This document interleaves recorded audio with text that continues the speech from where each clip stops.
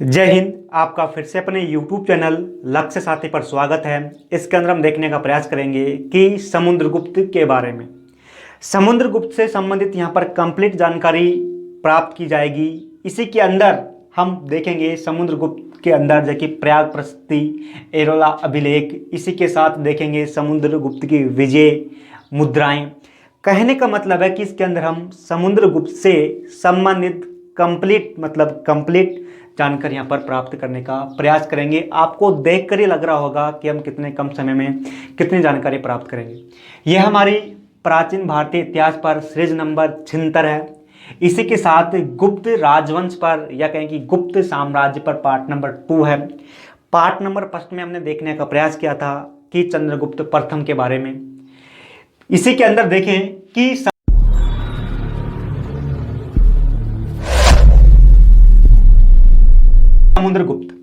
समुद्रगुप्त का जो कि ये गुप्त वंश का शक्तिशाली शासक था, या कहें कि प्रसिद्ध शासक है, या कहें कि एक महान शासक हुआ। अब जो इसका जो शासन क्षेत्र था, ये आज का जो कहें कि जो भारत है, इस भारत के अंदर जो कि हमने बताया कि इस इलाके पर इसका शासन हुआ करता था। इसने कुछ इलाके जीते, बाद में उनको छोड़ भी दिए, वो अलग बात है। लेकिन मुख्य रूप से कहें कि उत्तर पश्चिमी भारत, मध्य भारत, आना साथ ही कुछ दक्षिणी भारत इसके साम्राज्य क्षेत्र में थे। इसी के अंदर देखें कि जो समुद्रगुप्त है, इस समुद्रगुप्त ने जो कि शासन 350 ईस्वी से लेकर 375 ईस्वी तक समुद्रगुप्त ने लंबे समय तक, या कहें कि 25 वर्षों तक शासन किया। 350 ईस्वी से लेकर 375 ईस्वी तक। इसके अंदर सबसे पहले देखें कि जो समुद्रगुप्त है, इस समुद्रगुप्त की उपाधियों के बारे में, क्योंकि इनकी उपाधियां जो कि बार बार देखने को मिलती है उपाधियां। तो जो ये समुद्रगुप्त है ना, इस समुद्रगुप्त ने कविराज की उपाधि धारण कर रखी थी। कविराज की उपाधि धारण क्यों कर रखी थी? क्योंकि समुद्रगुप्त एक योद्धा या कहें कि एक शासक के साथ साथ एक प्रसिद्ध कवि के रूप में भी था, या कहें कि ये प्रसिद्ध कवि भी था। कविराज की उपाधि इसने धारण कर रखी थी। कविराज की उपाधि का जो अर्थ होता है कि कवियों का सम्राट। इसी के साथ जो ये समुद्रगुप्त है, इस समुद्रगुप्त को भारत का नेपोलियन भी कहा जाता था। समुद्रगुप्त को भारत का नेपोलियन भी कहा जाता था। ये नेपोलियन जो कि एक इतिहासकार हुआ है जिसका नाम है विस्ट इस्मत ने समुद्रगुप्त को भारत का नेपोलियन कहा है, क्योंकि जिस प्रकार नेपोलियन ने अपने साम्राज्य का विस्तार किया, उसी प्रकार उससे पूर्व जो कि समुद्रगुप्त ने अपने साम्राज्य का विस्तार किया था। इसीलिए विस्टन स्मिथ ने समुद्रगुप्त को भारत का नेपोलियन कहा है। इसी के साथ देखें कि जो समुद्रगुप्त है, इस समुद्रगुप्त ने लिच्छवी द्वैत्र की उपाधि भी धारण कर रखी थी। अब लिच्छवी द्वैत्र की उपाधि यानी कि इनकी जो माता थी, समुद्रगुप्त की माता, यह कहें कि चंद्रगुप्त प्रथम की पत्नी, जो कि एक लिच्छवी राजकुमारी थी। लिच्छवी जो कि गणराज्य था, इस लिच्छवी गणराज्य की कन्या थी। इस लिच्छवी गणराज्य की कन्या जो कि समुद्रगुप्त की माता थी, इसलिए जो समुद्रगुप्त को लिच्छियों का द्वैत्र भी कहा गया है। इसी के साथ इस समुद्रगुप्त ने एक उपाधि सर्व राजा चच्छेता की उपाधि धारण कर रखी थी, यानी कि सभी राजाओं में महान राजा। समुद्रगुप्त ने सर्व राजा चच्छेता की उपाधि धारण कर रखी थी, यानी कि सभी राजाओं में महान राजा। इसी के साथ इस समुद्रगुप्त ने धर की वध की उपाधि धारण कर रखी थी, यानी कि विजयों से अपने साम्राज्य का इसने विस्तार किया। इसलिए इस समुद्रगुप्त ने वध की उपाधि धारण कर रखी थी। इसी के साथ जो कि समुद्रगुप्त जो कि कहेंगे इनके चेहरे पर तेज था, इसलिए इन्होंने चंद्र प्रकाश की उपाधि भी धारण कर रखी थी। इसी के साथ ये समुद्रगुप्त एक नया धर्म चलाने की चाहत में थे, या कहेंगे एक नया धर्म चलाना चाहते थे, इसलिए इसने धर्म प्राचीबंध की उपाधि भी धारण कर रखी थी। इसी के साथ इसकी जो कि धर्म के अंदर आस्था थी, इसी कारण इसको परम भागवत की उपाधि भी इसने धारण कर रखी थी। ये तो कुछ उपाधियां थी। अब देखें कि जो समुद्रगुप्त है, इस समुद्रगुप्त की इसके 2 प्रमुख अभिलेख हैं। इन अभिलेखों से हमको समुद्रगुप्त के बारे में विस्तार रूप से जानकारी मिलती है। तो देखिए समुद्रगुप्त के जो अभिलेख है, जो पहला अभिलेख है वह है एरण का अभिलेख। दूसरा है प्रयाग प्रशस्ति को इलाहाबाद भी कहा जाता है ना। तो प्रयाग प्रशस्ति जो कि सबसे महत्वपूर्ण अभिलेख है। जो ये एरण का अभिलेख आज का जो मध्य प्रदेश है, इस मध्य प्रदेश के अंदर एक स्थान है जिसका नाम है एरण। इस एरण से हमको एरण का अभिलेख मिला है। अब इस एरन के अभिलेख में समुद्रगुप्त के बारे में कहा गया है कि समुद्रगुप्त जब प्रसन्न होते थे, खुश होते थे, तो वो दानशील बन जाते थे, या कहें कि दान कर देते थे। जब जब समुद्रगुप्त अत्यंत प्रसन्न होते थे तो वो एक दानशील बन जाते थे, वो बहुत अधिक दान कर देते थे। इसलिए इसको समुद्रगुप्त को कुबेर कहा गया है, या कहेंगे समुद्रगुप्त की तुलना कुबेर से की गई है। इसी के साथ जब समुद्रगुप्त क्रोधित होते थे तो ये यमराज की तरह प्रतीत होते थे। तो एरन के अभिलेख में समुद्रगुप्त की तुलना कुबेर और यमराज से की गई है। इसके बाद में जो सबसे प्रमुख जो अभिलेख है प्रयाग प्रशस्ति, तो प्रयाग प्रशस्ति के बारे में देखें, ये प्रयाग प्रशस्ति जो कि समुद्रगुप्त की है, तो इसके बारे में देखें कि इसकी मूल स्थापना, प्रयाग प्रशस्ति की मूल स्थापना जो कि वैशाली के अंदर की गई थी, वैशाली के अंदर की गई थी, है ना, वैशाली के अंदर की गई थी, वैशाली के अंदर। इसी के साथ जो ये प्रयाग प्रशस्ति है, एक प्रयाग प्रशस्ति के जो लेखक है, प्रशस्ति के जो लेखक है वो हरिसेन है। अत्यंत महत्वपूर्ण है कि प्रयाग प्रशस्ति के लेखक कौन है, तो वो लेखक है हरिसेन। और जो ये हरिसेन है जिसने प्रयाग प्रशस्ति की लेखन किया है, तो ये हरिसेन जो कि समुद्रगुप्त का राज्य कवि था। हरिसेन ने प्रयाग प्रशस्ति लिखी है, हरिसेन जो कि समुद्रगुप्त का राज्य कवि था। इसी के साथ ये जो प्रयाग प्रशस्ति है ना, ये प्रयाग प्रशस्ति वर्तमान में इलाहाबाद उत्तर प्रदेश के अंदर है। इस इलाहाबाद को प्रयागराज भी कहा जाता है, इसीलिए ये प्रयाग पर, है ना, प्रयागराज भी कहा जाता है। अब ये इलाहाबाद है, इस इलाहाबाद के किले में, इस प्रयाग इलाहाबाद है, इलाहाबाद के किले के अंदर जो ये प्रयाग प्रशस्ति है यहाँ पर लाकर रखा गया। मूल स्थान तो वैशाली था। अब वैशाली से इलाहाबाद के अंदर लाया गया। ये लाने वाला अकबर के समय जो जहांगीर था, अकबर के समय अकबर का पुत्र सलीम, या कहें कि जहांगीर, इस जहांगीर ने वैशाली से, कौशाम्बी से जहांगीर ने अकबर का पुत्र जहांगीर ने जो कौशाम्बी है, इस कौशाम्बी से प्रयाग प्रशस्ति को लाकर इलाहाबाद के किले में स्थापित की थी। तो इलाहाबाद के किले में प्रयाग प्रशस्ति को स्थापित करने वाला जो कि ये जहांगीर था, जो कि अकबर का पुत्र था। इसी के साथ देखें कि जो ये है प्रयाग प्रशस्ति है, ये प्रयाग प्रशस्ति ब्राह्मी लिपि में लिखी गई है। इसी के साथ इसकी भाषा, प्रयाग प्रशस्ति की भाषा संस्कृत भाषा है। इसी के साथ ये चंपू शैली में लिखी गई है, यानी कि गद्य और पद्य दोनों का सम्मिलित रूप से, यानी कि मिश्रण रूप से ये लिखा गया है। इसी के साथ इसके अंदर जो ये है ना प्रयाग प्रशस्ति, इसके अंदर 33 पंक्तियां हैं। अब प्रयाग प्रशस्ति के बारे में कुछ महत्वपूर्ण जानकारी यह है कि इस प्रयाग प्रशस्ति से हमको गुप्तकालीन इतिहास के बारे में बहुत कुछ जानकारी मिलती है। गुप्तकालीन इतिहास के बारे में हमको प्रयाग प्रशस्ति से बहुत अधिक जानकारी मिलती है, इसलिए इसी को गुप्तकालीन दर्पण भी कहा जाता है। गुप्तकालीन इतिहास का दर्पण भी प्रयाग प्रशस्ति को कहा जाता है। इसी के साथ इसी को समुद्रगुप्त की आत्मकथा भी कहा जाता है, क्योंकि इस प्रयाग प्रशस्ति से हमको समुद्रगुप्त के बारे में बहुत कुछ जानकारी मिलती है। इसी के साथ इस जो प्रयाग प्रशस्ति है, इसके अंदर किसी प्रकार की तिथि अंकित नहीं है। इसी के साथ इसको पहली बार 1834 में कैप्टन ए ड्रैन ने पहली बार इसको पढ़ा था। इसी के साथ इसके अंदर जो समुद्रगुप्त की, इसके अंदर है ना जो समुद्रगुप्त की विजयों का उल्लेख है, जो प्रयाग प्रशस्ति है इसके अंदर समुद्रगुप्त की विजयों का उल्लेख है। इसी के साथ इस प्रयाग प्रशस्ति में पाटलिपुत्र को पुण्य नगर भी कहा गया है। इसी के साथ इसको, इसी प्रयाग प्रशस्ति पर जो जहांगीर है, या कहेंगे अकबर का पुत्र सलीम है, या कहेंगे जहांगीर है, और जो वीरबल है, इस वीरबल का उल्लेख भी फारसी भाषा में किया गया है। इसी के साथ समुद्रगुप्त का जो राज्यसभा है, राज्यसभा के बारे में भी जानकारी हमको प्रयाग प्रशस्ति के अंदर देखने को मिलती है। इसी के साथ जो ये प्रयाग प्रशस्ति है, इसके अंदर हमको शंकु, तोमर, और ये शंकु तोमर जो अस्त्र है, इन अस्त्रों के बारे में जानकारी मिलती है। ये शंकु तोमर जो कि पत्थरों की तोप हुआ करती थी, जिस प्रकार बाहुबली मूवी होती है ना, बाहुबली मूवी, उस बाहुबली मूवी में पत्थरों के गोले दागे जाते हैं, तो उस प्रकार के ये अस्त्र थे। जिस प्रकार शंकु और तोमर जो कि अस्त्र थे, तोप थी उस समय की, इस तोपों में बारूद का प्रयोग नहीं किया जाता था, बल्कि पत्थरों का प्रयोग किया जाता था। इसी के साथ देखें कि ये हमने जानकारी प्राप्त की कि किस प्रकार हमको जानकारी मिलती है।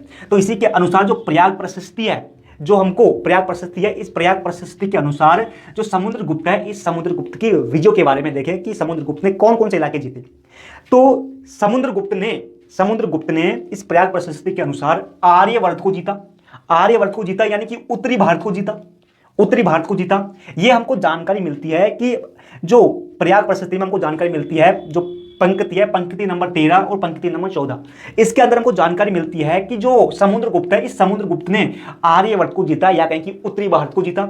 इसी के साथ इसकी जो प्रयाग प्रशस्ति की जो पंक्ति नंबर 19 और 20 के अंदर हमको जानकारी मिलती है कि जो ये समुद्रगुप्त है, इस समुद्रगुप्त ने दक्षिण भारत को जीता। इसी के साथ जो जो प्रयाग प्रशस्ति की जो पंक्ति नंबर 21 है, इसके अंदर हमको जानकारी देखने को मिलती है कि जो समुद्रगुप्त है, इस समुद्रगुप्त ने आटविक जो कहें कि मध्य भारत है, यहाँ पर आटविक राज्य हुआ करता था, इस आटविक राज्य को जीता।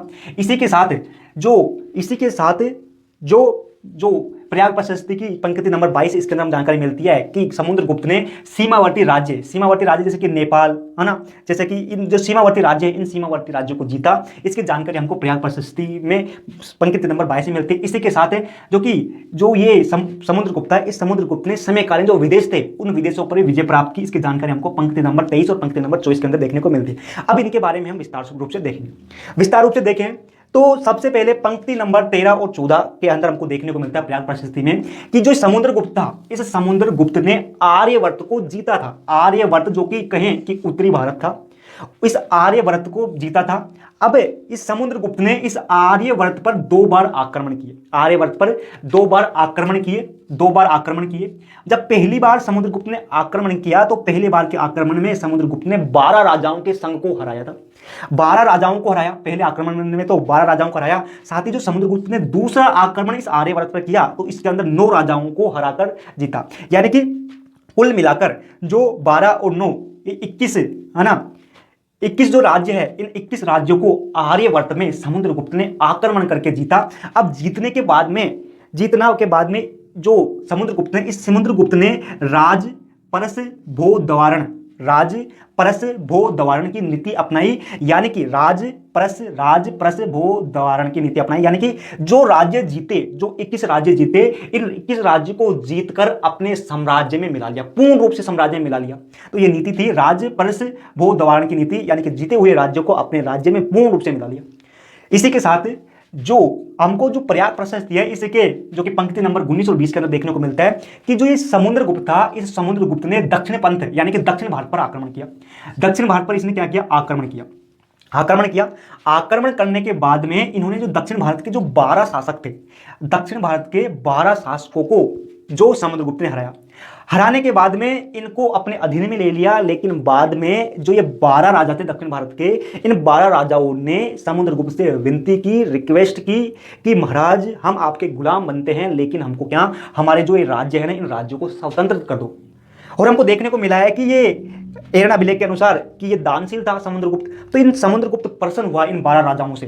प्रसन्न होने के बाद में जो ये दक्षिण पंथ में समुद्रगुप्त ने 12 जो शासकों को हराया था, इन 12 शासकों जो राज्य जीता था, इनको फिर से वापस लौटा दिया, स्वतंत्र कर दिया, है ना। तो इस नीति को कहा जाता है घरण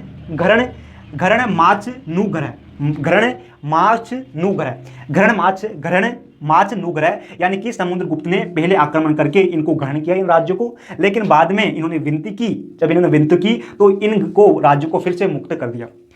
इस नीति को कहा जाता है घरण माच नुग्रह की नीति अपनाई। इसी के साथ देखिए कि जो राय चौधरी है, इस राय चौधरी ने जो इन राज्यों को फिर से लौटा देने के कारण राय चौधरी ने जो कि इस विजय को समुद्रगुप्त की धर्म विजय के रूप में कहा। इसी के साथ समुद्रगुप्त ने जो कि प्रयाग प्रशस्ति है, इसकी जो पंक्ति नंबर 21 के अंदर हमको देखने को मिलता है कि समुद्रगुप्त ने आटविक जो राज्य है, इस आटविक राज्य को जीता था। आटविक राज्य है आज का जो उत्तर प्रदेश है। उत्तर प्रदेश के अंदर एक स्थान है जिसका नाम है गाजीपुर। उत्तर प्रदेश के स्थान है जिसका नाम है गाजीपुर। और फिर एक मध्य प्रदेश का स्थान है जिसका नाम है जबलपुर। तो गाजीपुर और जबलपुर इन स्थानों पर इनके मध्य एक राज्य हुआ करता था। इस राज्य का नाम था आटविक राज्य। आटविक राज्य जो कि एक जंगली राज्य था, यानी कि जंगल था। इस जंगल के जो राजा थे ये बार बार आक्रमण करते थे, आक्रमण करके जो कि परेशान करते थे समुद्रगुप्त को, लूट मचाते थे। तो अब ये क्रोधित हुए समुद्रगुप्त। क्रोधित होने के बाद में समुद्रगुप्त ने इन पर आक्रमण किया, इस आटविक राज्य पर आक्रमण करके जो इस आटविक राज्य के जो राजा थे, जो लोग थे, उनको सभी को बंदी बना लिया, बंदी बनाकर ले गए अपने साम्राज्य में और इनको गुलाम बना लिया। इस नीति को कहा गया परिचारी करत नीति, यानी कि इन को ले जाकर गुलाम बना लिया, यानी कि नौकर बना लिया। इसके बाद में जो समुद्रगुप्त है, इस समुद्रगुप्त ने सीमावर्ती जो राज्य है उनको भी जीता। इसकी जानकारी हमको प्रयाग प्रशस्ति की जो पंक्ति नंबर 22 में देखने को मिलती है कि जो जीता।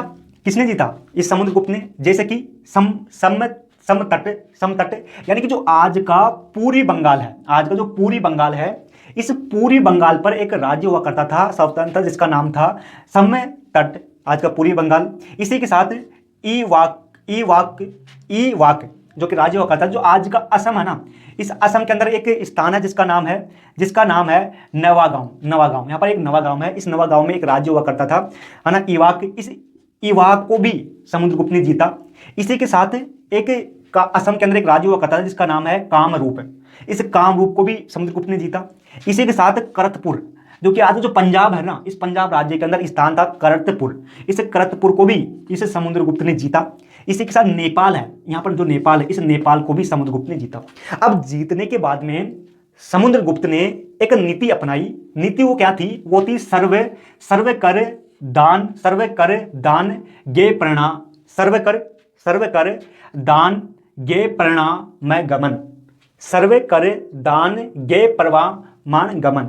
यानी कि इसका मतलब यह था कि इन राज्यों को समुद्रगुप्त जीत लेता है। जीतने के बाद में नीति अपनाता है कि अब जो हमने आपको जीत लिया, अब आपको ना जो सभी कर देना पड़ेगा, हारे हुए राज्यों को सभी कर देना अनिवार्य था। इसी के साथ ये सभी जो कि पड़ोसी राज्य है, ये समुद्रगुप्त के दरबार में आकर जो कि समुद्रगुप्त को प्रणाम करेंगे। ऐसी नीति थी ये, सर्वे दान गे परमाणम, यानी कि सर्व यानी कि सभी कर, है ना, दान देना है, प्रमाण गमन यानी कि प्रणाम करने के लिए हमारे जो राज्य में आपको आना है। ऐसी नीति इन पर लागू कर दी। इसी के साथ समुद्रगुप्त ने जो समयकालीन जो विदेश थे उन पर भी कहें विजय प्राप्त की। इसकी जानकारी हमको प्रयाग प्रशस्ति में जो पंक्ति नंबर 23 और 24 के अंदर देखने को मिलती है ना।